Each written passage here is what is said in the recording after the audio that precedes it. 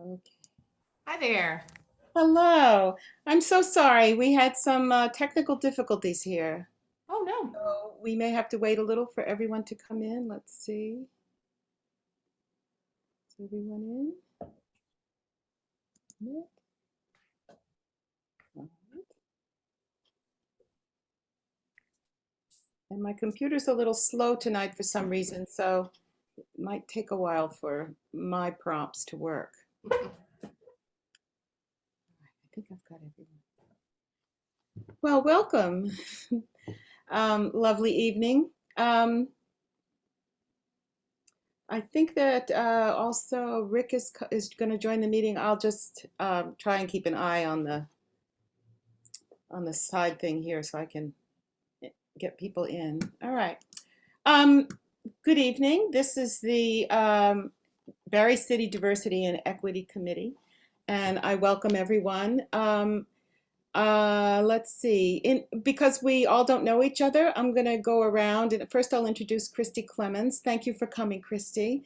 Of course. And we'll go around and introduce ourselves. And I don't know if you want to say something, that's fine. I invited Christy to join us in the conversation we're going to have about our report.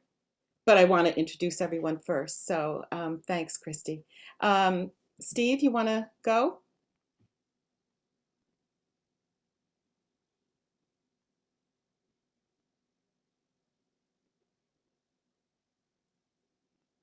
Steve, can you hear me? Can everyone hear me? No? Oh my goodness. Yes? Okay, good. William, do you want to introduce yourself? I'm William Choborg. I'm one of the original members of the Diversity and Equity Committee. We'll wait and see if they let me back on. But I have applied to be continue on with the committee. Thank you, William. Ellen, do you want to introduce yourself? Sure.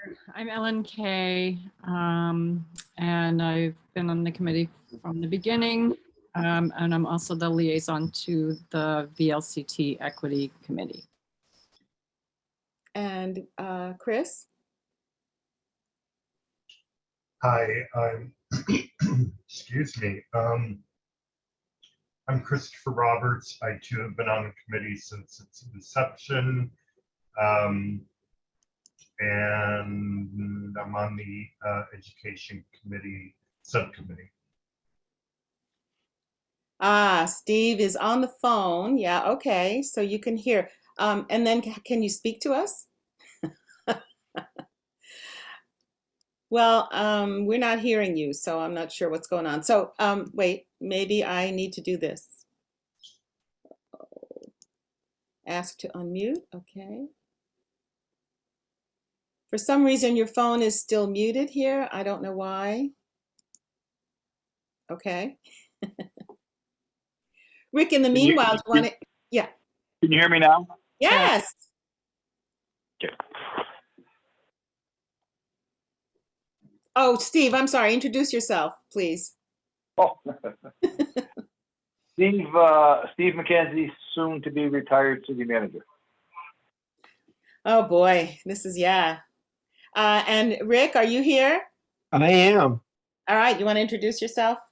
Rick Taft, HR Administrator, IT Director, and duties as otherwise assigned. Thank you. Thanks very much. Okay, I don't see anyone else wanting to participate. So I'm going to go through the agenda because. All right, did Chris introduce himself? Excuse me? Did Chris have a chance to introduce himself? Yes, I believe. Chris, you introduced yourself, yes? Okay, good. I did. Totally missed it, sorry. And I could have too. So, and I just want you to know that our secretary has moved on to another committee. And what I'm going to do is I'm going to ask Rick to send me the videotape of this, and I will take minutes after the meeting so that nobody has to concentrate on that while we're having our discussion. And also, we haven't really said, at the end of the meeting, we can talk about who would like to volunteer to do that in the future. Or we can also wait until more people rejoin the committee. So I'm going to call the meeting to order. Actually, we probably already did that around 7:03 or so. Does someone else want to read the acknowledgement or? Okay, I'll do it. We acknowledge that Barre City was developed on Sequoki Abenaki land, which the Western Abenaki Nation never ceded, made treaty for, nor were they conquered. We aspire to create a space in our meetings that is inclusive, participatory, and equitable. We acknowledge we all come from different experiences and that our experiences may be affected by racism, sexism, classism, homophobia, ableism, and many other systems of oppression. We are here to address equity within the systems of our city in order to inform the City Council of our findings. We acknowledge that systemic inequities exist and do not debate the personal experiences of marginalized and underrepresented community members.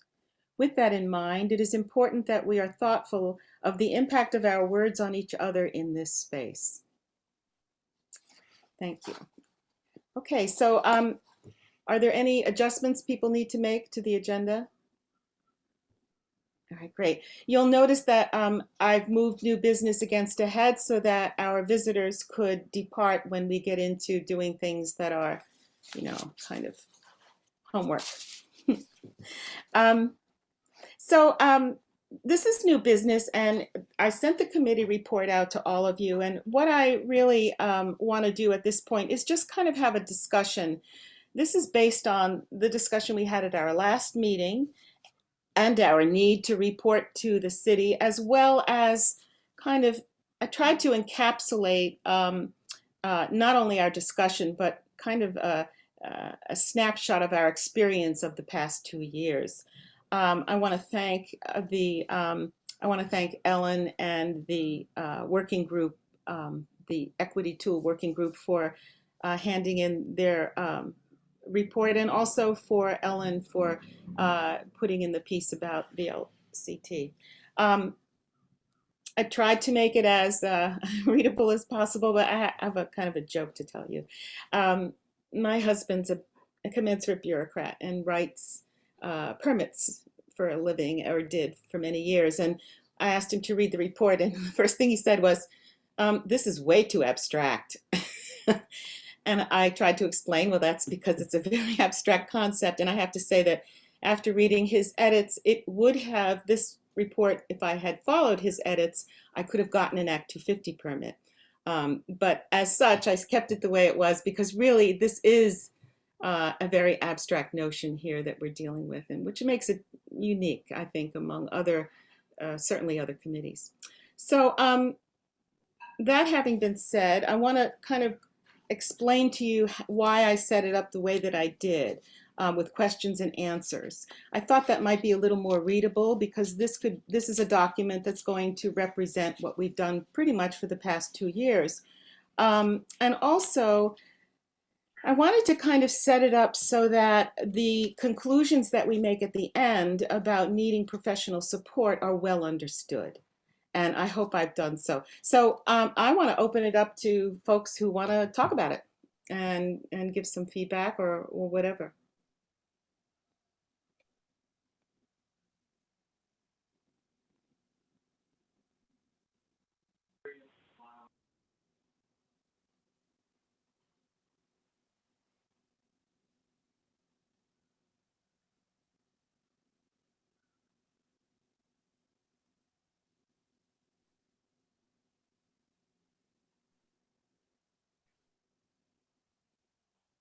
So is this a draft that has yet to be submitted to City Council?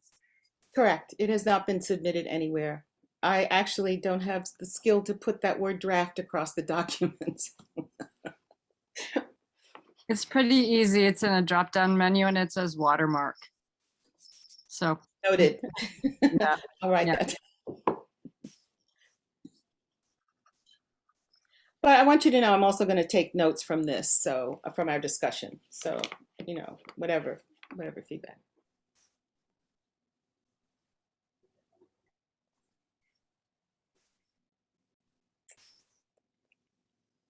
Well, is that, this is probably a stupid question, but I'm good at stupid questions. I'm that good at something you stupid sent- answers. Go ahead. Is that something, did you send it out previously by email? I sent it to, yes, to the committee members, and also Rick got a copy, Christy got a copy, and I thought I sent one to you, no?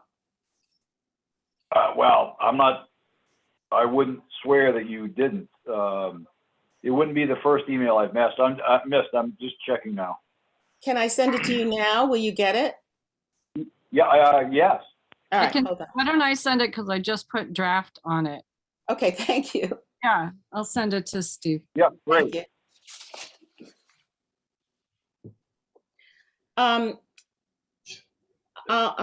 If you're reading, I'll stop talking, but I really wanted to follow a timeline that would put us in line, since we're asking for some economic investment. I wanted to put it in line with the budget season, which starts in August. So it's not that we have a lot of time to put this together, but I thought I'd better start now. And if we need to, we can have a maybe a task force to go deeper into it if necessary, or needed or wanted.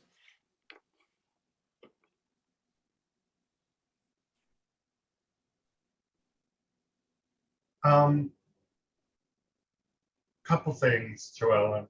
Hmm. I'm not, I'm assuming you won't take offense at this, but I think a lot of the writing can be weeded and pruned somewhat. And I'm happy to do that with you or with anyone. I think for tonight, it might be useful to focus on what we're proposing, or you know, as opposed to what we've already done, just since that's what really matters here. So start with page 5, where we're going. Yeah, I would say where are we going, and what can be done with conditions as they are. That's not to ignore, the rest of it. No, I understand. That's fine. How do people feel about that?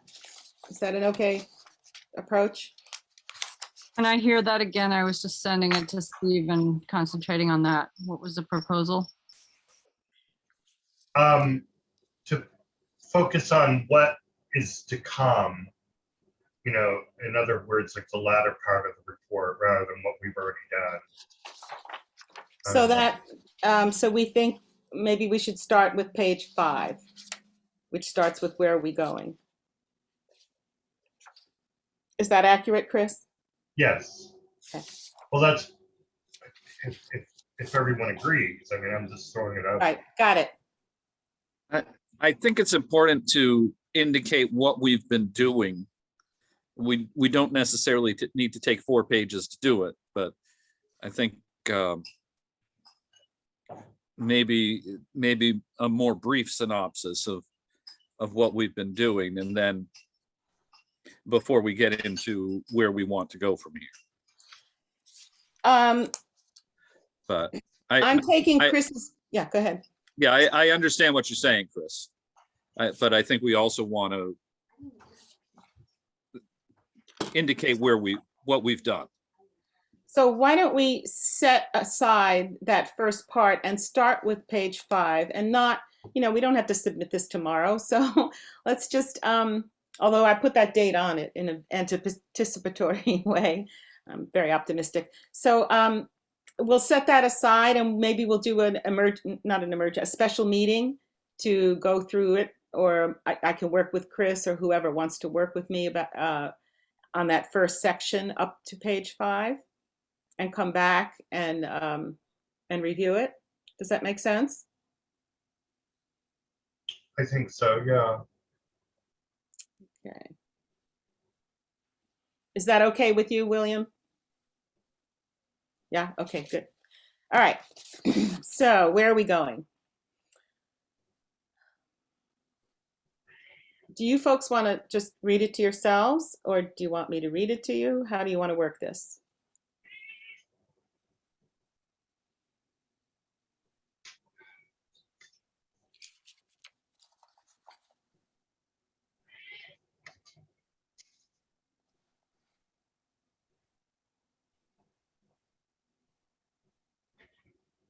I think we can read it to ourselves. That's fine.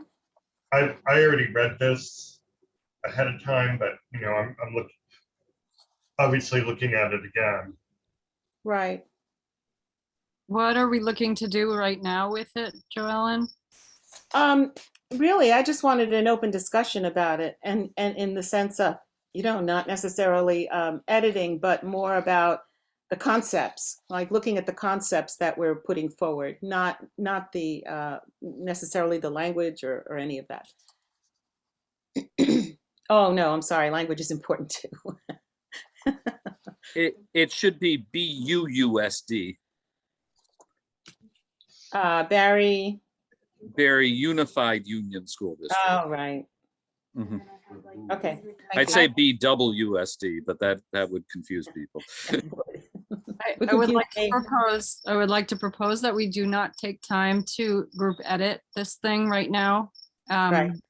It's not a good use of time. We can make a Google Doc if we want to do that and put comments and work on it and workshop it that way. But I agree with that it would be useful to hear people's overall thoughts about this document, and does it do what we're hoping that it will do? Perfect. Thank you, Ellen. And what do we hope it will do, Joellen? Well, we hope it will advance our committee to the point where we have some professional help. Not professional help, where we become the helpers for the professional people that are hired. That's how I see it. That we are the support group for whomever can take that position. And if you've read all the way through, I'm proposing 2 positions. One is an overall consultant to, well, I'm not really sure how this could work. I mean, obviously we have to talk about it, but 2 positions. One would be a consultant to help the city with issues that they haven't been able to get to yet, or that are on their plate for the future. I've talked to Rick about this in terms of the HR, the things that need to be brought up to speed in modern ways of recruitment, retention, that sort of thing. And that consultant could also direct us, our committee, in terms of how we can proceed to our goals, which is to really support a citywide effort to remove barriers to equity. And then the other position would be a full-time director of equity of some type that would have a wide range of I'm thinking a wide range of effect on every municipal department. That person would do an assessment in terms of, helping the city do some kind of equity assessment citywide, maybe direct, because we need a director. So we could write grants and we can get all kinds of support, technical support, money support. But we needed a real director to help move the projects along, because we can't manage the grants. We're volunteers, and we can support and we can maybe even direct if that's what happens. But to do the kind of work that needs to be done after this 2 years of looking into this requires professional help. I need professional help. I don't know if what we're doing is even useful in terms of moving in the direction that we began in. So really for me, looking at this now, this is a time for reassessment. I think this committee is at a critical stage, and we really need to get some guidance and some direction from municipal and city leadership and municipal leadership as to, what kind of future is there? If there is no money, there is no future. There's just no 2 ways about it, because we cannot do this without professional help, period. I mean, that's how I'm feeling. And that's my observation, and that's my best advice. And more to the point, if there is no money, there is no commitment. And I would actually like to see that spelled out, just said explicitly in this document. It's implied, but I think that that's the key. And I think we're calling the question here. Is there a Well, commitment yeah. to equity in the city or not? And I don't want to be window dressing if there is not. And we're not going to put that in the document. That's just me saying that. Right. I'm having issues with Outlook, and I expect I'll be talking with Rick tomorrow. So I haven't. My Outlook is not sending or receiving, so I haven't received that document, Ellen. I will. I'm sure I will. It's just I don't have it now. But Joellen, in the document, do you, not having seen it, do you speak to what your thoughts or recommendations are for positions? That you were, in other words, you were just speaking to positions, and I didn't know if you're speak to those or explicit in this document or not. In order to get to that level of detail, I think I would require some serious meetings with people to find out what the need is, because that's one of the issues. We have no need assessment. And maybe it could happen in tandem where a consultant could help us put that information together so that we could find a director. I want to point out too that the school system has put in their budget for last year I think it was $100,000 for an equity consultant, and they never hired. They were not able to hire anyone, so that position is still open. And when I spoke with the administration of the school, they were very interested in sharing an equity director, which makes a lot of sense to me, because I mean, we shared police for how many years? I mean, it would obviously there's a mechanism that could happen. And that was very interesting to me, and obviously to the school as well, because that would do two things. That would marry these two quite disparate entities together with a unified perspective on how removing barriers to equity could work citywide, among youth and in the city at large. Does that make sense? Are you talking, when you say the school, Joellen, are you talking the high school or the Union School District? The district. I was talking on the administrative level, and I want you to know that obviously I'm not negotiating any contracts with them, and I'm not interested in that. But in my way of thinking, the only way to move this forward is to just throw something out there and let people respond, because otherwise we'll never know. We'll never find out, and we won't know where to go either. Do you want to share the document so that Steve can see it? Well, I don't have to see it right now. Right. Okay. I was just trying to just be clear that I don't have it yet. I know I'll get it, but I just don't have it yet. Okay. Well, obviously you're going to be able to respond in more detail once you do, and we can go into more detail also, but not without me finding someone at the municipal level who would do the negotiations. I am not, I can't do that. I can push things forward and I can get them started and I can maybe move them along a little bit, but I feel very uncomfortable going into the superintendent's office and offering him a halftime, whatever. So, or a consultant. I mean, obviously we could share a consultancy as well. It doesn't have to be just a staff person. And one of the reasons, there are many reasons that I have come to this place. One is, thank goodness for our committee, because every one of us have been out there finding out things in their own ways with their own cadres of people or other organizations that they belong to. But I looked around the state and I tried to find a similar demographics to us, and I seized upon Winooski. Thank goodness I did, because they're amazing with what they're doing. And they did what's called, and I might not get the term right, Ellen, you might help me, an equity audit. Is that what they call it? Okay. It took them a while to get there, a few years, but then on their website, they have a chronology, which I included actually in the document. You'll see it when you read it. And in this chronology, it was very clear about how they went through this. And one of the first things that they did was train staff.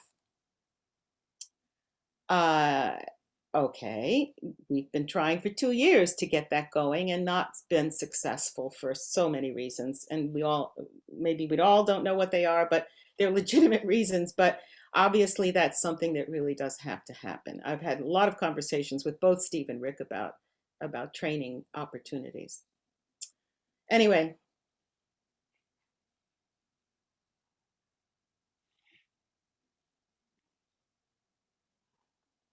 Anyone else want to comment? Talk? Did Winooski all hire a diversity person? They did. And they also share it. I'm not sure. It's fully in the city department. There's a complete city, there's a real position for that person. But they do interface a lot with the school system. So I don't think they technically share the person, but I know that they do work closely together. Yeah. And Are there any other businesses? Go ahead, Ellen. Sorry, Ellen, go ahead. I was just going to add in that I believe the person is Yasmin Gordon, and I think that Yasmin was on the VLCT committee for a little while. Mm-hmm. Great. Steve, what did you have to say? Yeah, I was going to ask, are there, do you know if there are any other Vermont municipalities that have a diversity officer or a position of that kind? In a few other communities, the city manager has taken that position on, sort of, they're kind of coordinating things. But I believe Brattleboro and Bennington have positions in their municipal government. I haven't done a dive into that, but certainly we could find out. We could just contact our League of Cities. Yeah. I just, I'm the only retired person on the committee, so I do have time. But, this takes a lot of time and effort. And one of the reasons that I've come to the conclusion that we need professional help, because I don't even know if I'm doing the work in the right direction. I mean, I'm speaking for myself, not for the committee at this point. I can't.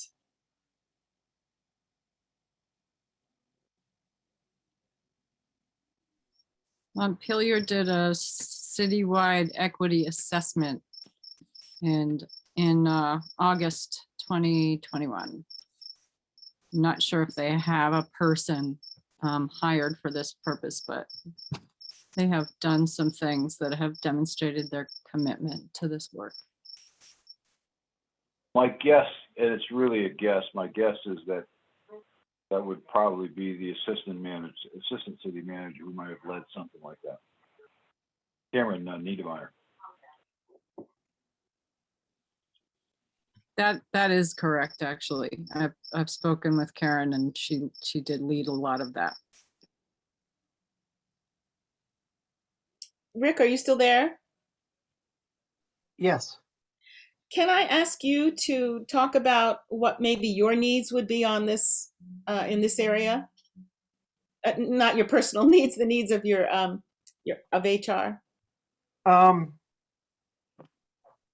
HR is just crazy right now. One of the recent interviews that I was just in, they were talking about how currently in America, there's 2 jobs for every working person. It's where we are. One of the things that I'm trying to do is I'm trying to be conscious of how we review applications that come in, how we handle the applications that come in. And Joanne, you and I have talked about this. I redact any identifying information so that when somebody receives it, and I did this even with the city manager applicants. The task force had no idea other than the criteria that was laid in front of them and what people put on their resumes as far as their credentials were concerned. They didn't know if it was male, female, BIPOC. They had no idea. And then we set up interviews based on qualifications. It wasn't based on anything other than the qualifications. And I do that with our department heads. There's certain departments where I know it's going to be more challenging for either a minority or I don't know, I would say BIPOC as well. It would be more challenging to fit in. Very just not moving forward in the world like everybody else. And that's a challenge that we know of. And it's one that there's, like you've said, there's no easy way to fix it. You know, we can do all the training in the world, but we do training on stuff all the time, and then they turn around and do just the opposite of what we talk to them about. So, you know, it's great to do the training, and I think we have to do the training, and we should do the training, but I'm not sure that alone is going to make a change in the culture. Let's put it that way. We need accountability, which is something that, you know, Steve and I have talked about, Nicholas and I have talked about, and moving forward, there has to be more accountability for violations of everything that we do, and everything that we should be standing for. If you don't support it, that's fine, but don't go in the other direction.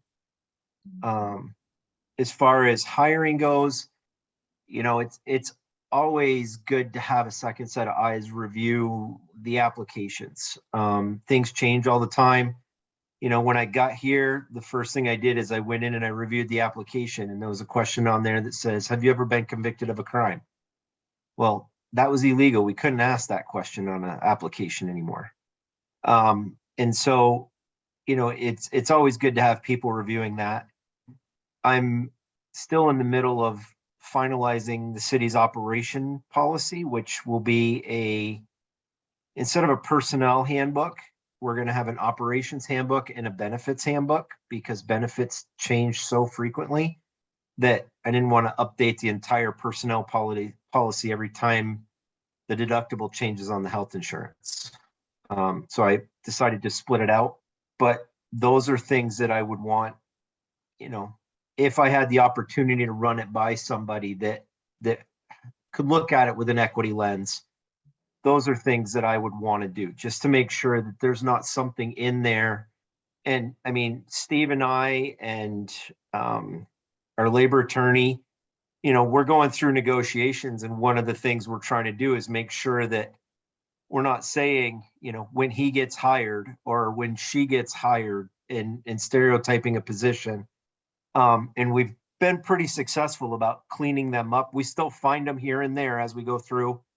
But it's one of those things that somebody that could look at it with an equity lens would pick those things out. You know, it's almost like they'd be highlighted for them, where, you know, it's just, I wrote it or I've seen it, so I don't necessarily catch those things. So I think those are all areas I'd be looking for, as well as, like you and I have talked about, help with scheduling trainings and finding people that can conduct trainings. And trainings are difficult for the city because of our shift schedules. You know, our firefighters theoretically work once every 4 days. So that means in order to get every firefighter, you've either got to pay a lot of overtime, or you've got to do a training 4 days in a row. And then even if you do it 4 days in a row, somebody might be out on maternity leave or paternity leave, or somebody might be on vacation. And so getting people into a room and doing training is very difficult. So I'd be looking to work with somebody to try to figure out how we can utilize the training that's out there, but better make it more available, So if I hire a new employee, I'd be able to provide them some training right out of the gate versus doing it once every year and a half or 2 years or 4 years, whatever we can afford to do. So, I mean, all of those things come into play, and you know, my goal would be to start a new employee, you know, obviously do the hiring process as fair and equitable as possible, but then start a new employee right out, understanding that we're in a place where we want to change the culture. We want to change the way that the city responds to equity complaints, or, you know, even just diversity. I've got some people that have made some comments lately that I'm currently investigating, because I can't believe in this day and age people would say some of the things that I've heard them say. So, you know, it's there, it's in our face all the time, and it's got to go away. And so, you know, those are all areas that I need to work on, I need to get addressed. And, you know, if we had a consultant or a director or somebody that I could work with, even if it was a regional person that we could, you know, just bounce ideas off, it would be beneficial. So I don't know if that answered your question, kind of long-winded. No, Rick, I really appreciate that. Thank you very much. Yep. Yeah, very important. And that kind of reminds me of, and Ellen, you may want to speak to this, the experience that using the state's equity tool that we adapted for the city, because there again, it's we're being asked to do a professional job. Go, if you could, please characterize it for us, Ellen. Yeah, and before I do that, Rick, you're probably aware that the work of the VLCT Equity Committee is to help VLCT assemble a toolkit and resources and policies about equity to disseminate to the municipalities, so that Yeah. each municipality doesn't have to reinvent the wheel on that. Right. And we're getting there. Yeah, I know when I talked to Jill Muir at VLCT, she said that there was a lot of work going on around that too. There is. Yeah. And so, yeah, you know, and those are a lot of the times, those are tools that I look to. VLCT provides those, and they're great tools because they've been vetted. You know, the municipal attorneys go through them. So those are great tools. But even something as simple as affirmative action statement, you know, we have one. Is it good? Is it bad? I'm not the professional. I don't know. So, you know, we're always looking at them to provide that. And I think that's a great resource. And I'm glad that, you know, you're on that board, I believe, right? Yeah, I am. Yeah, that's Yeah. great. There will hopefully be hiring tools.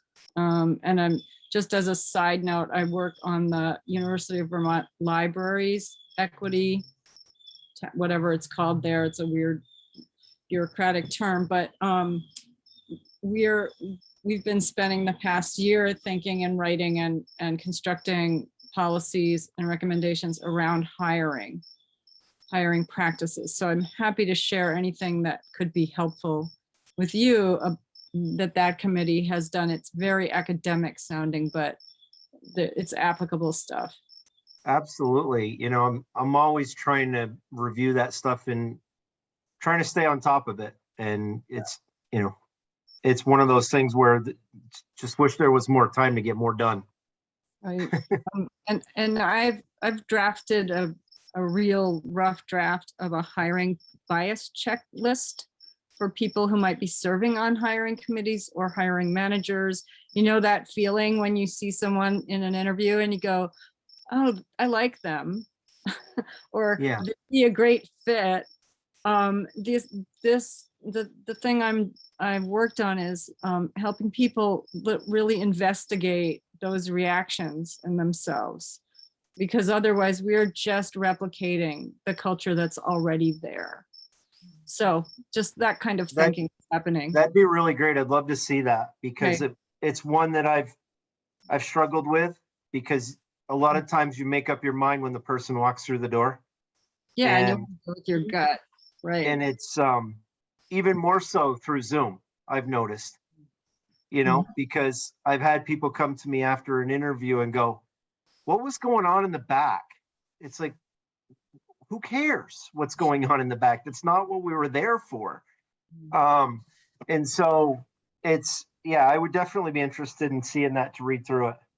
Okay, yeah, so you and I can connect about that. But I think there's so much work being done about that everywhere, and everyone's doing it in their own little silo. And that's a real problem. We need to have a clearinghouse for this stuff that each city can actually, you know, tweak to work for their own city. Yeah, that would be wonderful. Okay, great. And the other, so Joellen, you're asking me about the equity impact assessment tool and the Right. experience with that. Mhm. Right. Well, you know, in a nutshell, the experience has been that wouldn't it be great if committees and departments were more than encouraged, were required to learn how to use this tool. It's a very useful tool. It can be a very useful tool. It can be changed. We can tweak it and make it better and make the presentation better and all that stuff, but it is completely voluntary. It's like, you know, voluntary compliance by polluters. It's that idea, like, great, we'll hope that they do the thing that we're encouraging them to do. Well, this is really serious, and we could make some real progress if you really believe that this inequity that is so entrenched in our world was actually cemented by policy. Then examining policy and changing policy, there's a lot of power in that. Like, we have the power to do something here. But if this is just voluntary, and, you know, and I understand that all these committees, and the committees are staffed by volunteers who probably have other jobs and other lives. The departments are understaffed and overworked. So it's not, there's no malice here. Maybe there's malice somewhere, but that's not why this is not happening. So, you know, we had varying levels of satisfaction doing these presentations for different committees. Some of them were great. The one that was the best was really the committee that already was using the tool and on a grant proposal, and that was the cow pasture committee.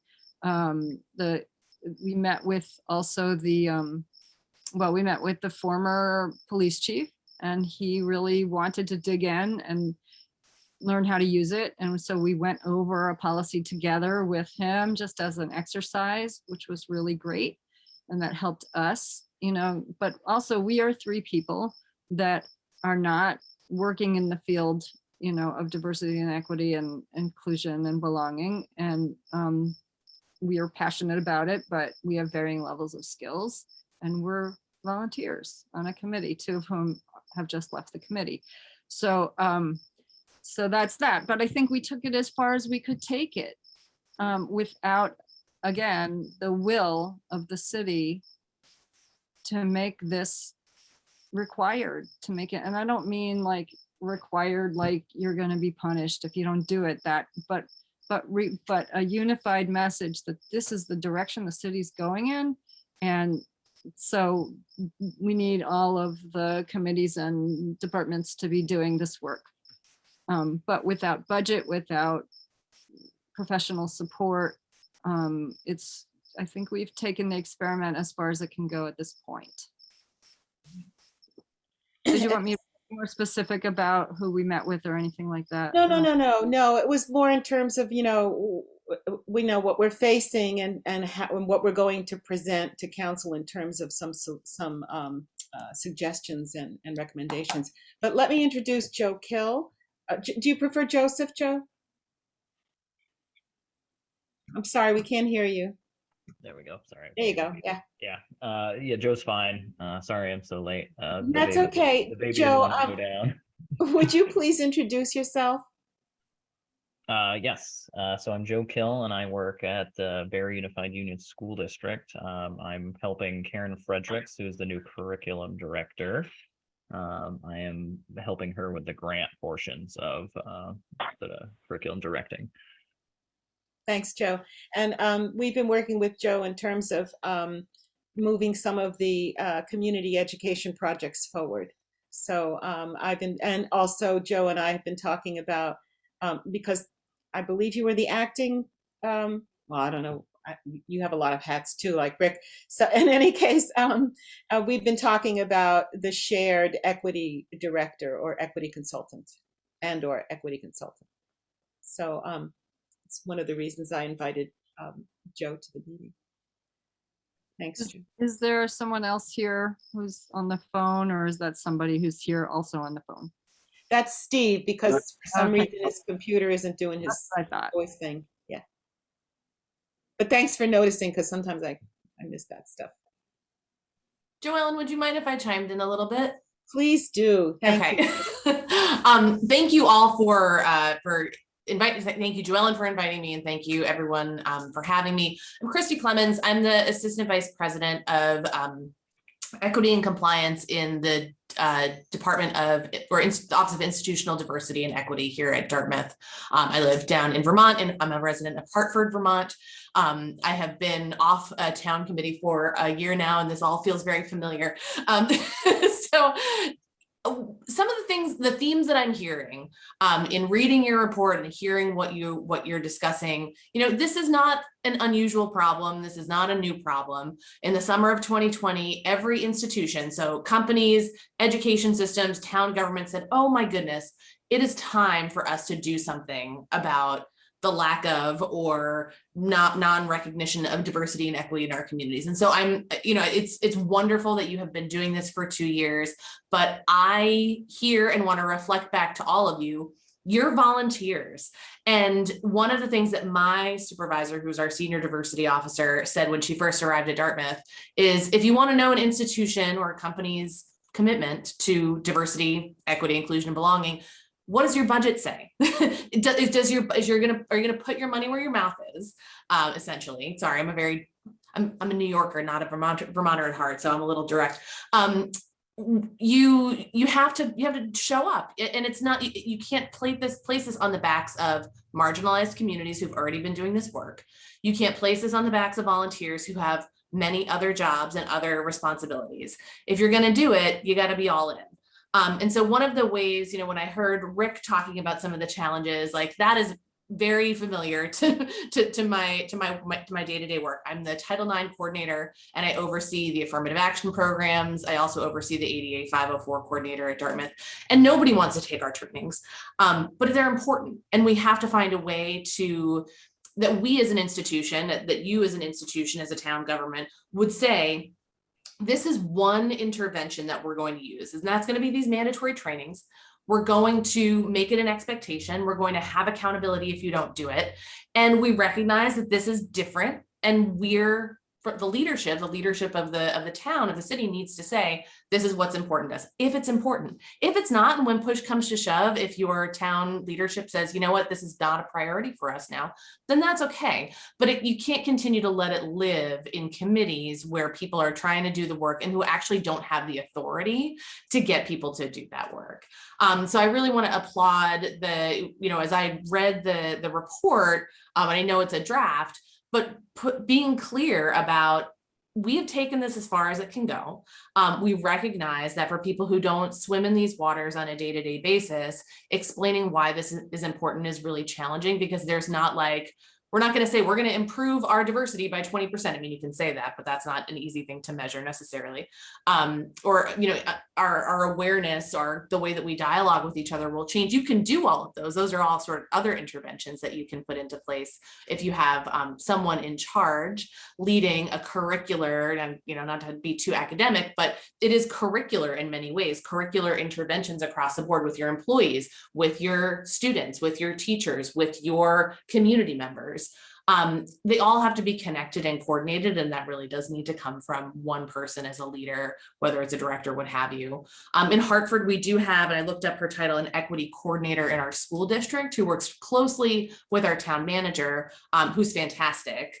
She comes from Oakland, California. She's been here for about a year and is sort of for herself still getting the lay of the land, but in conversations I've had with her, she's ready to push it to the next level. We'll see how that goes, because our town we'll see if they like it or not.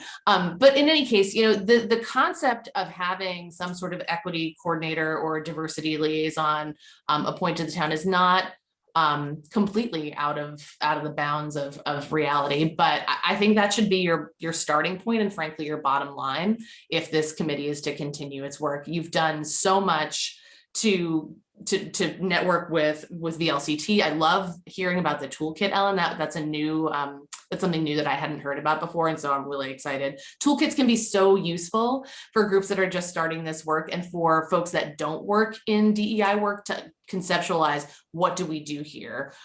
Rick, some of the things that you mentioned around hiring practices, there are things that are available through the Department of Labor that can be available that you can use to talk about.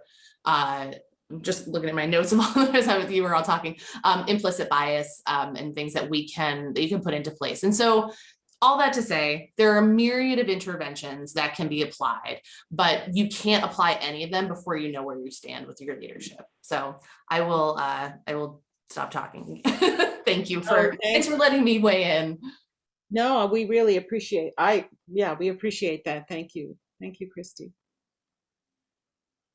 Ellen. Yeah, and I'll say that when we started this work, I'd say half the city council didn't care if there was going to be an equity committee and just maybe went along with it because they believe that this is an outside issue, that there is no racism here. It's not our problem. There's no exclusion, everything's just fine. Thank you very much. I don't think the composition of the city council has changed twice now, I guess, and we might be back to that sort of half and half thing that's going on there. But worse than that, the town, a lot of people in the city don't get why we would even need a committee such as this or this work to be done. And I don't know that our work has pushed that needle. So, and I on the VLCT committee, we hear that from everybody, so many towns and cities, people say, it's not a problem here. Of course. What are you talking about? That's an outside issue. I mean, we had a city councilor say, why do we have to bring national politics into Barrie? It has nothing to do with us. So I think it's such a hot button. There's such hot button issues now that people want to say this is about politics. We're actually talking about human beings and their experiences. And I think as a white person doing diversity work in Vermont, I encounter regularly people, we don't need to talk about this. We don't even have diversity here. I'm like, well, that's not the right answer either. I often tell a story that, I grew up on Long Island, which is outside of New York City. I went to college in New York City and was surrounded by diversity my whole life. And it wasn't until I came to grad school at UVM and was for the first time actually surrounded by only white people that I had this moment of, I actually don't get this at all. And so I use that anecdote and I think about that when I am talking with students. My whole career has been working with college students, that's really important. Whether you are in a diverse environment or not, you have to understand the privileges that you have when you walk into a space, when you show up visible and not visible, and the different systems that exist to continue to help you feel comfortable and safe. And for most folks who, people who don't leave their hometown, don't leave their community, that's hard to understand. And you may get folks that get it, they get it in their brain, but they don't get it in their heart. And so good training can help connect those two things and put some of that into action. Rick, I see your hand up. Yeah, I wanted to come back to what Ellen said. And I wonder, I understand exactly what she's saying. I think we've all felt the division in council at times. But I wonder if some of that is, hey, I want to do the right thing, but I don't know what to do. So I'm going to give it to the Diversity and Equity Committee. Or, hey, I want to do the right thing. So I'm going to give it to the HR guy. Let him figure it out, because it's what we should be doing. I just don't know anything about it. And it's easier to just, I worked for bigger companies, and that's the way it worked. When somebody didn't know what to do, they found somewhere to put it and make it somebody else's issue to deal with. And then they would ask them, why isn't it done yet? You know, and it's like, it's not something where you flip the switch and everybody magically is going to be perfect overnight. But I wonder if some of that comes into play with our council. Is it's a good idea. I have no idea what to do. So Ellen, you guys want to just take care of that for us, because we don't really know what to do with it. I think this document, like Christy was saying, this document comes back to them and says, listen, if you want to do this, we got to do it. We got to do it right. We've got to invest some money here to move this needle forward, because if we don't, it's talk, and that's all it's going to be. You know, we can still try to do trainings around it, but even that, and Steve can attest, we've tried to do sexual harassment trainings, and it's, I think, what, $2,000 to $4,000 to have somebody come in and do training. So you've got to invest. It's like anything. If you don't put the money in to something that's important, you're not going to get anywhere. And I think it's one of those things where this document, like Christy was saying, you've taken it a long way, but now it's up to management. Where do we go with it? Do we really want to continue to push this because we need to, and we should? You gotta understand that there's a cost benefit here. Yeah, and just a piece of information, the LCT is the insurer of municipalities, and it may be coming down the pike that after all this stuff is in place in VLCT, it starts becoming not voluntary to comply with certain things in your municipality if you want to remain insured. Yeah, So, and there's, but that may be. well, they've already done it. I mean, VLCT already came in, and again, one of my other hats, they came in and said, if you're not taking cybersecurity seriously, you may lose your insurance. So they've already gone that way, and they've put money in to help fund the efforts to get you to move that way. So they understand the importance of it, and they understand that there's got to be money to do it. And municipalities don't have a lot of free money. So that's a way to move it forward. Mm-hmm. And like Joellen mentioned in this document, in numerous places, there's grants out there. There's all kinds of assistance that we can go for. But we also, a lot of it is 50-50 matches, or, you know, you've got to put in the effort to show that there's a need. And obviously there's a need, but you've got to prove it. It's not that easy anymore. So. Yeah, I would bounce off that too. Rick makes an excellent point that you never, like, I'm the compliance person at Dartmouth. Nobody wants to see me in their inbox. I recognize that. But you either pay now or you pay later, right? So you can be proactive and say, we know that we need to do these things in order to be compliant. If you have the carrot or the stick, however you want to frame it, from VLCT saying you need to get your act together and comply with these particular policies, or else there could be some challenges. I think that can be a motivator, at least for the more risk averse members of your city council who don't necessarily want to be in a difficult position. But the other thing that I would add to what Rick was saying is, you know, yes, people want to say, great, this is a diversity problem, let's give it to the diversity committee. And that can happen if you hire a DEI director as well. What I would make sure that you're talking about is that it will be that person's job to lead the efforts, but it is not their job to solve all the problems. It is their job to help bring everybody up to the level that they are conversant and able to talk. You know, people want it. I truly believe that people always want to do the right thing. Nobody's out there trying to do the wrong thing. They just don't have the tools and they're not sure where to begin.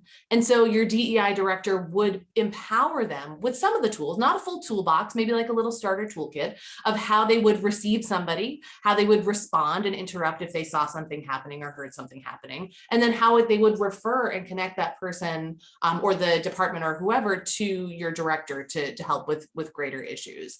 And so I don't want that point to be lost, because we see that, and you'll see that now, again, 2 years later, after every company has decided to hire a DEI, a chief diversity officer, those folks are like 18 months and I'm out, because this was just a vanity project, and I don't feel like the institution or the company was really behind it.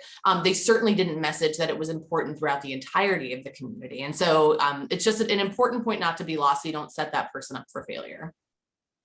And I would agree with that. And I think, even going through the equity tool, I'm not saying that I'm well versed in it, but I'm probably more versed than some people are. And there's stuff in the equity tool, I'm like, I don't understand what that means. I don't know what I should be doing there. So I think, that's a critical point, is not only do we have to provide the tools, but we got to educate people, because if we don't educate them, it's easy to just say, well, Joellen and Ellen will take care of it because they're the diversity committee, because I can just push it over there. And that's not the way to handle it. It's everybody should be educated and everybody should be trained so that they know how to handle it. And we need to get there. Yeah, ideally, there's Go ahead, Ellen. Sorry. ideally there's required training on the equity tool, because it's not just about the microaggressions and the discrimination that happens on the job or in other places and other arenas. This is about policy that has in it discriminatory aspects that we need to undo. And in fact, that's our thing to do as a city. We're a city. We deal with policy. Excellent. We can make these kinds of improvements and changes right where we sit. And but backing up, to do that, we have to understand that racism and exclusion in this country are policy driven, have been policy driven from the beginning, and there's a history there to learn. And then we come up against the people who don't want actual history discussed. So this is deep. It's deep stuff. But I don't ever want it to only be focusing on acts of personal racism against a particular person. This has to be ultimately about inclusion and belonging. And that's how we'll know that we've done the work to some extent, is when that starts looking different. One of the ways I see a professional in either position or both positions is something we've come up against, and it's something that comes up in the assessment tool, the impact assessment tool, and that is, what data and information are you using to make your decisions? So in the tool, it requires you really to look into the community and talk about those parts of the community that might be negatively impacted by whatever it is that's being planned. And so to that end, how would we know, and how would we do that without someone who actually is a lead agent there, someone who is really going to take it under their charge to lead? We can get the University of Vermont Center on Rural Studies to come and do a bang up, job on a community-wide community needs assessment. But who are they going to talk to here? Are they going to talk to us in the committee, or are they going to talk to a professional who actually knows what they're talking about? And so we keep coming back to this question of investment, not just an investment in time and energy, but a real investment, an economic investment. So one of the things that happened this weekend, oh, I'm sorry, Steve has his hand up. I'll back down. Oh, okay, Steve and then Rick. Yeah, I'm not saying anything that anybody doesn't know. It's a multifaceted challenge. From every aspect, education, policy, positional awareness, if you will. Getting a position in a budget I think one of the hard things for me, I try not to be named Neanderthal, but often I am, is, and I think for a lot of the staff is defining or understanding the need in Berry City. I mean, there's that, you ask anybody in Berry City is mostly white or all white or effectively all white. You know, where is the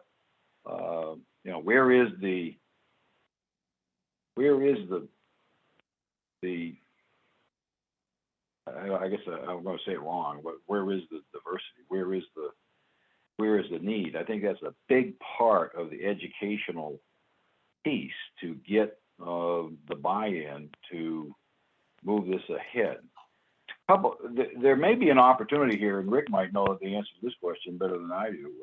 I don't know what background Nick has in this particular issue or whatever, coming from an organization the size of the one that he's coming from.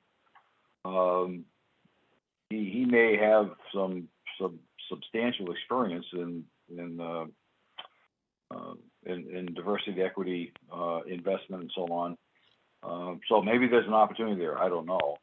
The other, and I think Joel and I have spoken about this, but the timing for getting council buy-in to a position is good. It's right. I mean, in early August, the staff will start the budget process. I'm not going to be part of that for all intents and purposes, but somewhere in the fall, you need to be thinking about putting forth whatever recommendations you're going to have for a position and for a budget and so on and so forth. That's the time that you need to be getting it on the council's radar screen. It'll be,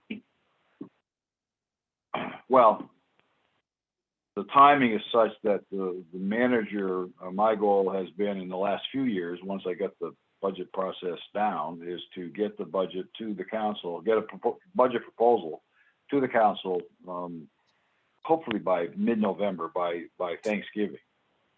And then the council picks it up at that time, mulls it over to some degree in December. Typically, there's maybe a workshop in December and a workshop in January.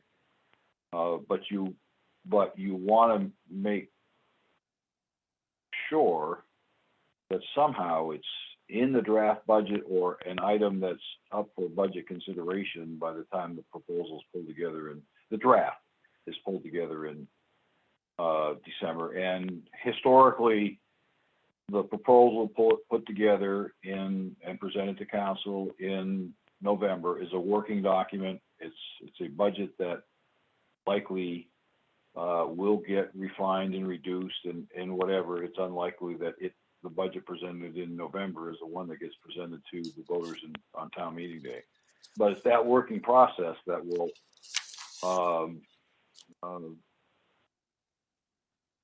see if that position gets funded.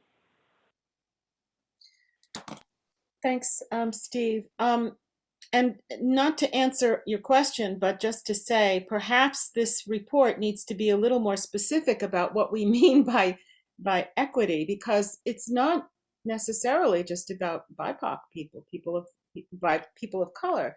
It's also people, LGBTQ community. It's people who live in poverty. There are a lot of things that bring inequity.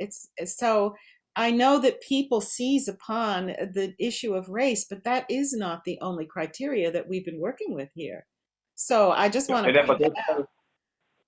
That's exactly part of the education piece that I'm talking about. It's we all use the word equity. I'm not sure that we all mean the same thing by it. Well, and to be fair, I mean, there's a lot of, let's just say, media that distorts some of what we've been talking about. So, yeah. I mean, it's understandable.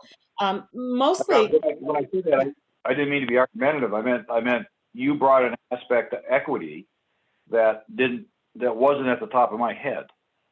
And it's part of the education, so that we're all hearing and understanding the same thing when we're using specific words, specific Right. definitions. Right. It's a challenge. It's a hell of a challenge. But I mean, I'm not telling you guys anything you don't know. It's just, but as I look at it from the manager's standpoint, it's a hell of a challenge. Oh, yeah. Rick, do you know if there have been any discussions with our new city manager about this kind of stuff? I have had some discussions with Nicholas about it. Obviously, he's in charge of a busing company in New York City. He's got over 1,000 employees. He's their HR/CFO/CEO, kind of their everything. So the diversity that he has there is far reaching. He talked about people with disabilities. He's talked about people that there's language barriers. So he has been dealing with that. There's recent immigrants from Afghanistan, recent immigrants from Ukraine, that their English is broken and they're trying to work through how to communicate, and and he's been working with them on that. One of the things that him and I talked at length about was trying to get a more diverse workforce. And when I say diverse, I mean people with handicaps, people with language barriers. Luckily, Nicholas speaks fluent Spanish. And when we were in the truck, we were driving, I was taking him down to get fingerprinted. And his wife called and he answered the phone, "Hola." And I was like, hey, wait, that's right. He speaks fluent Spanish. It's just, I heard it all the time in California, but I just don't hear it that much up here, And so I think he's got quite a bit of experience with it.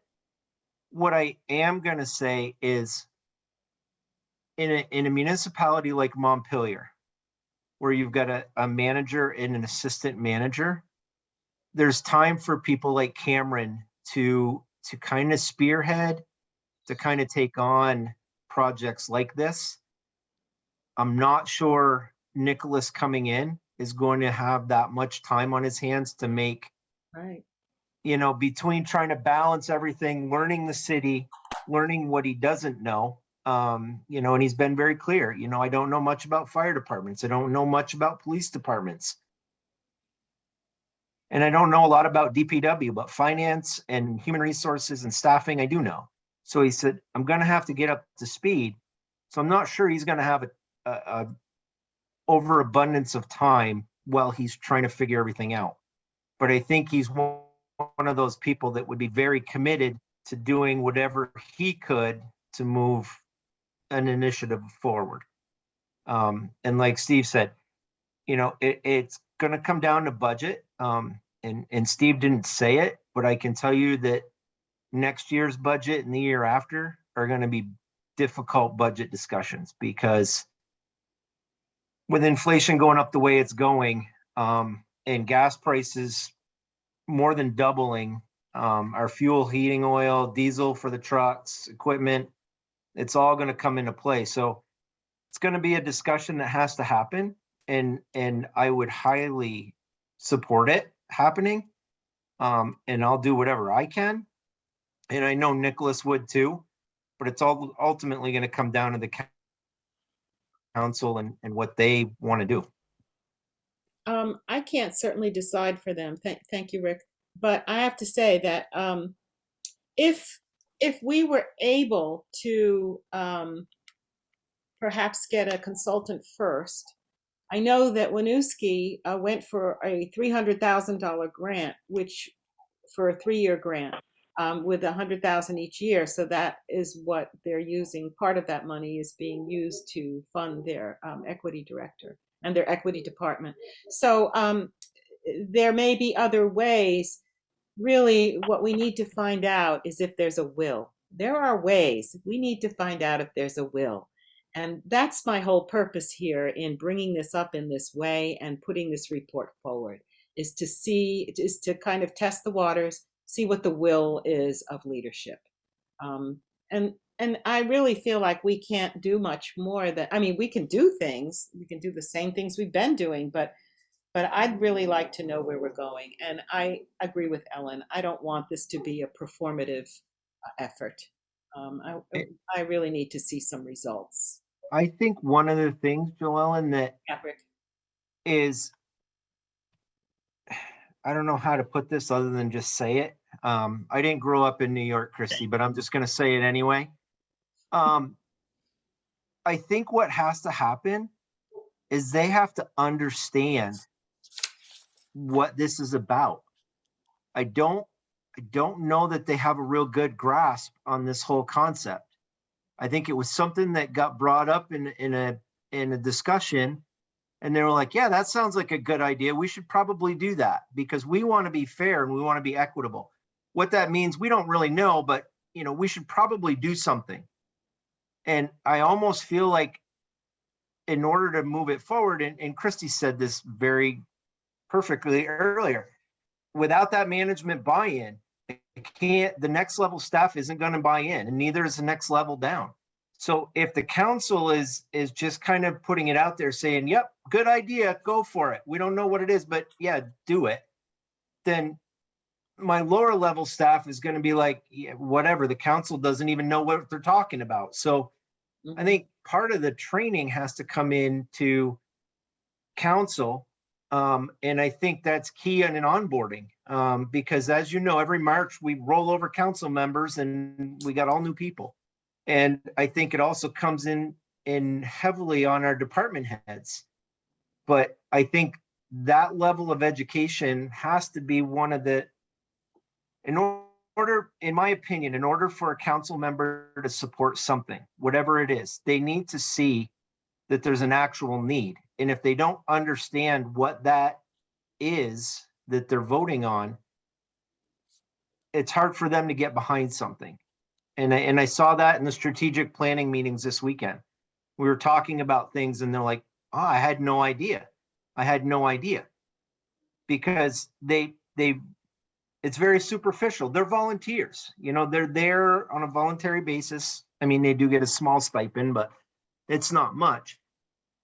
And maybe some of them do have a really good grasp on it. But like Steve was just saying, it's very clear that diversity is more than the BIPOC community. Right. But it's not clear to everybody else. I mean, it's clear to you folks because you live it. That's you have a passion for it. It'd be like me talking about golf or something that you don't really know anything about. If I don't explain it to you, you're not going to understand what I'm really getting to. And I think that's what has to happen with council in order to get them to understand the need for the investment. Right. Ellen, thank you, Rick. So, so something I think that Steve might have been alluding to, and I think what you were saying, Steve, was that you're characterizing the way people see this, not your own opinion of it. We hear over and over again, there are so few people of color here, there's so little diversity here. That's actually the place to start the conversation. Because why? I think that mistaken idea that I've heard in the city is that because there isn't diversity, we don't have a problem. The fact that we don't have diversity is the problem. It means that we are not a welcoming place, that we are not a community and a culture that has room for everybody. So it's not just if there were people of color here, then we'd have an issue with equity. The thinking is not right. And I'm not saying it's your thinking, but I do think it's the thinking I've heard here. That's why people say, oh, this is an outside issue. And whenever we say there's no diversity, we are erasing the diversity that does in fact exist in a community. It may not be along the lines of skin color, although it is, because there are 2.3% of the population is of color here or something like that. So to say, is to make giant assumptions about who people are and what they bring and what lived experience and backgrounds they come from. So to my mind, it's always important to start by acknowledging diversity that already is in a room. Any 5 people in a room is by nature a diverse group of people. It may not be along racial lines, but if you acknowledge that, you make a community that is open to more and more diversity. So that's one thing I'll say. The other thing I'll say is to remind us of the history of this committee is that we were charged with doing one thing, and that was writing a flag policy as part of the resolution on Black Lives that happened. Because as part of that resolution was to display a Black Lives Matter flag in the city. We wrote the flag policy, we revised the flag policy that was handed to us. We worked hard on it. We sent it to City Council, where a councilor attempted to take out all parts of it except for the display of the American flag and the state flag and the POW flag. And when that did not pass, that councilor took it to a town-wide vote on a charter change. And that did pass. We displayed the Black Lives Matter flag for 30 days. And now we have American flags being displayed constantly, giant American flags up and down the street. And this is the only flag that can be displayed. We just had Pride, we were having Pride Month, we've got Juneteenth, we've got all sorts of things that we might show that and demonstrate that we are a welcoming community, but we can't. So to me, that speaks louder than anything in terms of the will of this community to be inclusive. And if this committee is a rubber stamp for that shit, I'm sorry for my language, I will not be part of this anymore. So I'm sorry, but I just needed to name that. One 30-day period of a Black Lives Matter flag was enough to make this incredible backlash. What does that say to people of color in this area and who are thinking about moving here? To not be able to stand in solidarity with people who are struggling and to have this incredible backlash.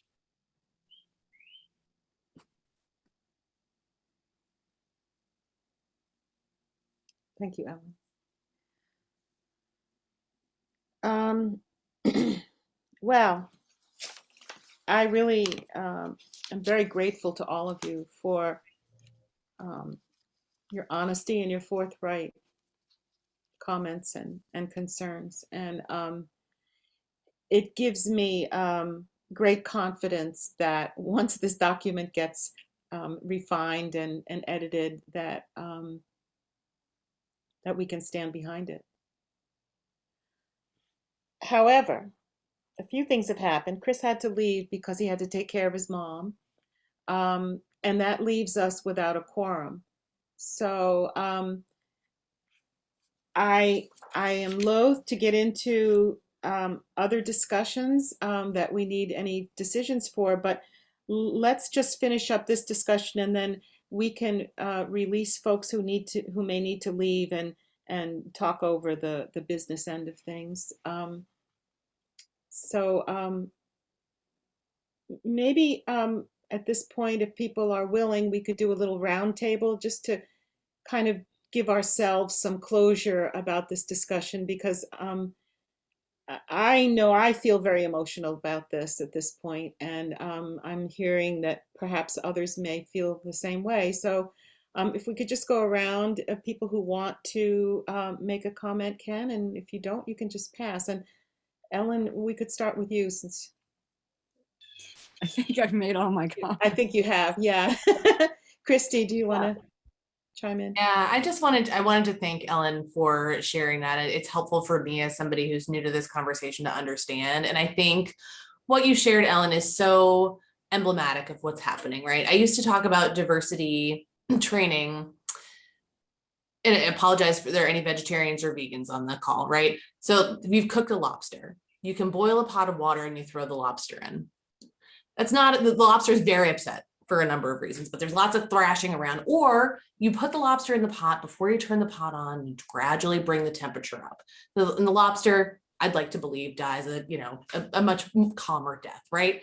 And so when you're thinking about making cultural change, you don't want to throw the lobster in the boiling water because it's going to be really jarring. The problem that we have now because of the media conversations is that even things that were minor, that really weren't throwing a lobster in a pot, that were just like thinking about like getting the nutcrackers out and getting ready to, that is eliciting this disproportionate reaction. And so all the interventions that we would use before, the ways that we used to do things now, because we have this like reactionary to everything, you end up having, a citywide vote on whether flags should be flown, which is unfortunately not uncommon. To get back to the earlier conversation, when Steve was talking, I thought about, people need to know why they should care. You can't just rely on the fact that people are like, well, this is the right thing to do. Like, what does this mean for me as a person who either sits on your city council or is a member of your, just an invested citizen in your town? Why should they care? You have to make the business case for diversity in all aspects. And by business case, I don't necessarily mean the financial impact, though that can be a part of it. But like, why is this important? Why do we need to have authentic dialogues? Why do we need to enhance and support critical thinking skills, not just in the school system, but in the community? It's what we all came to. Everyone is, I just met you all. I'm going to venture to guess that all of you have some investment in community and think that it's important to build a community and not just sort of live on your own and not interact with people in your community, right? And so the people on your council feel that way too. They care about having a community, and a community is not just people screaming at each other about flags. It's about people saying, why is this important? Why should I care about this thing that is really important to you? And sometimes the way to convey that is through emotion. Sometimes the way to convey that is through compliance. And sometimes it's something else in between, and we don't necessarily know, but you sometimes have to throw everything at the wall to see what sticks. And so I just wanted to honor both what Ellen and Steve raised and encourage you to think about that as you continue to revise this proposal. How can you ask yourself the question, so what? Every time you write a statement, so what? And think about how you can explain that to somebody, why they should be interested in this and why this matters.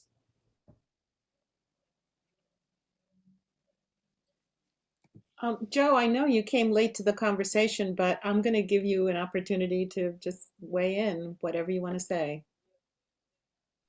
All right, yeah, thanks, Joellen. Yeah, I'm glad I was able to make it at all. So thank you. Thank you, Ellen, again for what you said. That's painful. So thank you for sharing that. And I'm sorry. And Steve, thank you for what you said, because not everyone is on the same page when it comes to, like, when you say equity, what does that mean? I'm sure most of us are all thinking about financial equity at this very moment, and are far removed from gender equity or race equity. Those are the kind of conversations that you need to start with. Just keep it simple, because most people aren't ready to take on much more than that. And so that's really all I got. I'm sorry it doesn't look like Karen was able to make it. We've both been buried by a grant that we didn't know that we were going to be dropped on us. So I'm sure that's what she's working on this evening. But thank you for the invite. And that's all I got. Thank you. And when Joe is referencing Karen, he means Karen Fredericks, right? Is that her last name? She's the new curriculum coordinator at the district level. William. Well, I actually think that Barre is quite a diverse place. I look at the people of different backgrounds who own businesses in the area or run businesses in the area. Mhm. I also think that one thing we have to be mindful of is when we're assuming that we're speaking for a group of people. You know, many of the people that who are impoverished or who are homeless, their voices are not heard.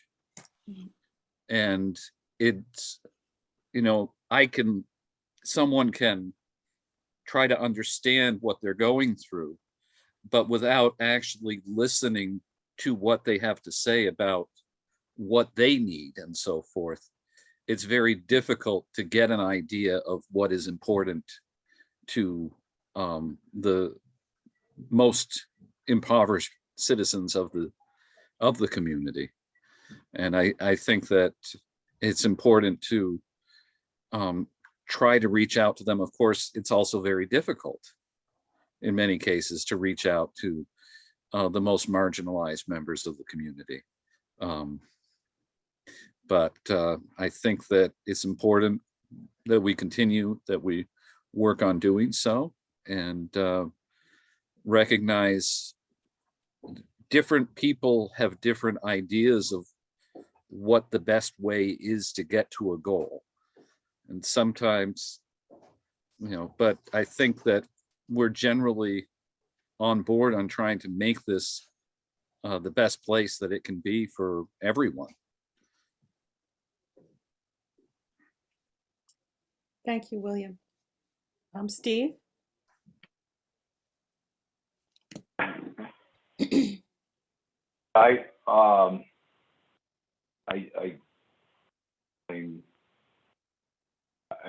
The challenge is in part, at least in the education, helping people understand the need, the objective, and it's just a huge challenge. It's a huge challenge, and it's somewhat of an abstract issue. I would use the word abstract, and maybe not everybody would agree, but in many respects, it's hard to define. It's hard to define so that people that we're trying to reach understand it and can see what it is. Or it's a challenge. Thank you, Steve. Rick, would you like to say anything? Just thanks for the invite. And is Ellen still on there? She is, yeah. Kudos to you, Ellen, for having the strength to stand up and say that. That's really cool. I just wanted to mention in your packet, Joellen, you had the application. Yes. That's something that Jake is hiking or something right now, but he specifically had a specific layout for the committee applications. Mhm. But I want to bring this to him and say, is it possible that we have a link from their page to this specific application? We may have to add a few things just because there's some other information Jake likes to capture. Yep. But I think there's some really good stuff on here. And Right. I think it's definitely worth, this application definitely says a lot where, you know, the other one is just, do you want to apply? And this one clearly tells you what the mission statement is, which is very beneficial, especially somebody who isn't quite sure. So thank you. Is that a volunteer application form? Is that what Yes. that is? Yep. Let me explain. So we are realizing that we really need folks who apply to our committee. I can't speak for other committees, who understand what our mission is and who buy into our values. And so I asked my daughter, Emma Mulvaney Stanek, who is an equity consultant in Burlington, well, in the state. So she sent me a document that was made by, I forget which school system in Vermont put this together for their equity committee.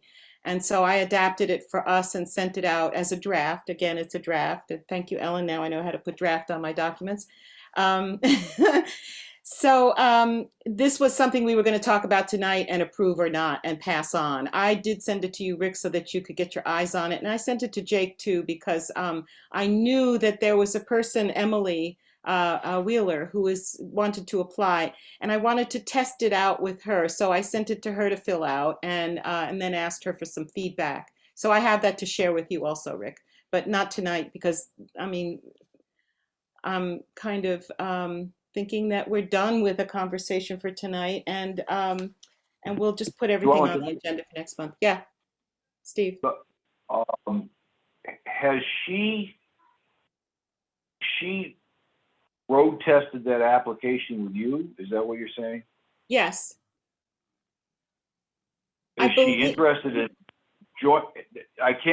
I'm trying to pull all this stuff together. Oh, I know, I understand. Well, this is what happened. But what I can't remember is if she sent, for better or for worse, the existing application form to Jody. To my knowledge, I've collected everything. I haven't been able to digest them. So what I'm getting at is, Yeah. What is her name? Her name is Emily Wheeler. Wheeler. She's been on our education committee, so I know she's attended meetings.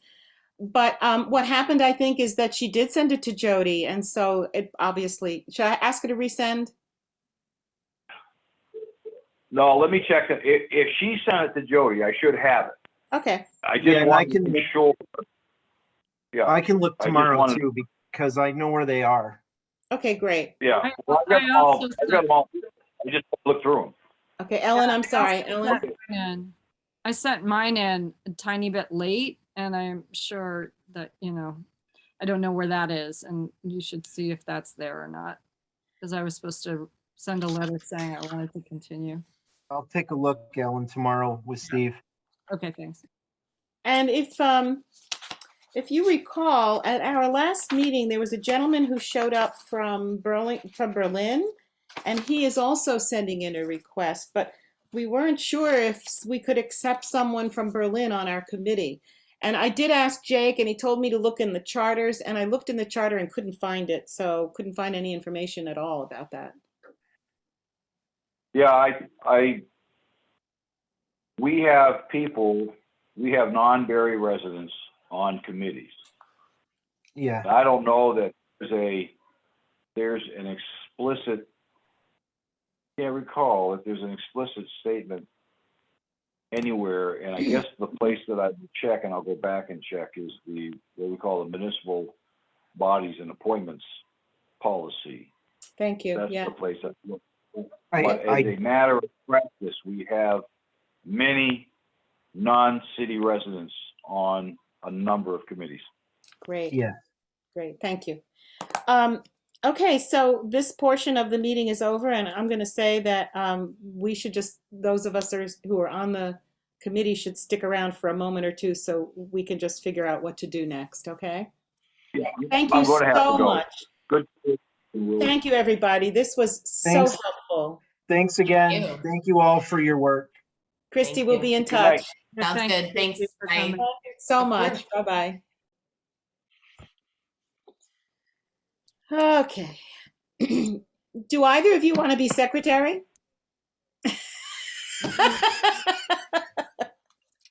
I can't. I don't. have the No, capacity. I understand. I just figured, what the heck. Yeah, that's fine.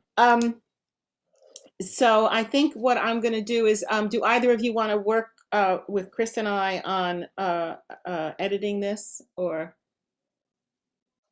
If you put it up in a Word doc, I'm sorry, in a Google Doc, Okay, then multiple people can make comments on it. And then you can accept or reject those comments. It's like a discussion, but we're doing something. So if you make it a Google Doc, then I would try to help edit it. okay. Ellen, if I have difficulty doing that, would you be able to talk me through the tech? Yeah, I sure would. Yeah, I might be able to put it in there myself, but Okay, that'd be great. And obviously, we're not going to be able to vote on anything, so we'll leave the application, the discussion about that, and also minute approval, things like that. Next meeting would be July 18th. 18th.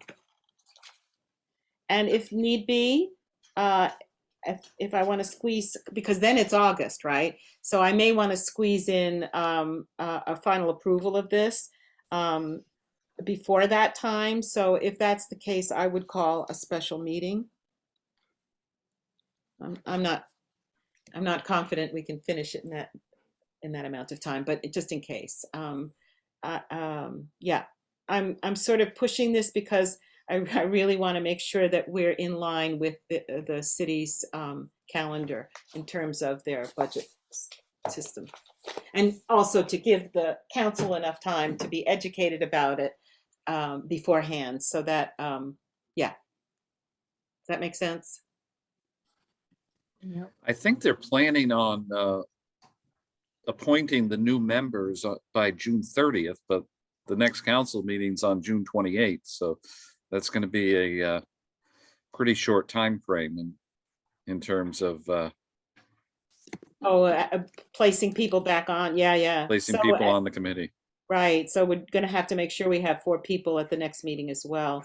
What I'm going to do is try and move Emily's application forward so that we do get her in time. Because there's, if they can find her application tomorrow, they could put it on the agenda within a couple of weeks. I mean, I don't think it's a big deal. The person goes to the council and they ask questions and that's it, right? Yeah, they put it on the agenda, the people who are, Right. yeah. And it shouldn't take too long. All right, great. William, are we And- even allowed, do we have to stay until next month, or do we have a quorum enough to, We can move to adjourn. We can't, yeah, fine. We can just go, I think. thanks, everybody. If we just go without adjourning, then the meeting is still going on. Oh, good. We'll have a whole month-long meeting. Let me just ask the two of you, did you think this was a useful meeting? Yeah. Okay, good. Yeah. Yeah, thank you both. Yeah, all right. Have a good night. I will And we'll move see to you next adjourn. Oh, yeah, okay. You move to adjourn. You go right ahead. And Ellen, you must have to be the person who seconds. Sure. I don't think we need that anyway. No. All right. Bye, everyone. Have a good week. You Bye. too.